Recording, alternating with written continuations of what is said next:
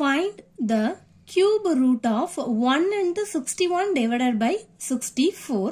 இதுக்கான correct answer பாத்தீங்கன்னா 5 divided by 4. இதை நம்ம எப்படி சால்வ் பண்றதுன்னு பார்க்கலாம். ஃபர்ஸ்ட் என்ன கொஸ்டின் கொடுத்துருக்காங்களோ அதை அப்படியே நம்ம எடுத்து எழுதிக்கணும். The cube root of 1 into 61 divided by 64. இதை எப்படி எழுதணும்னா cube root of 1 into 61 divided by 64. இப்போ இந்த மிக்ஸ்டு ஃப்ராக்ஷனா இருக்கு இல்லையா, அதை எப்படி மாத்தலாம்னா 1 into 64 64 plus 61 divided by denominator change ஆகாது 64 அப்படியே போட்டுப்போம். cube root of 64ஐயும் 61ஐயும் நம்ம ஆட் பண்ணும்போது 125 வரும். same 64. next step cube root of 125 நம்ம 5 cubeன்னு எழுதலாம்.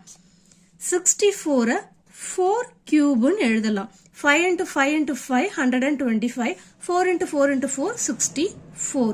next step cube root of 5 divided by 4 whole cube. இப்ப இந்த கியூபுக்கும் கியூப் ரூட்டுக்கும் கேன்சல் ஆயிடும். Answer 5 divided by 4.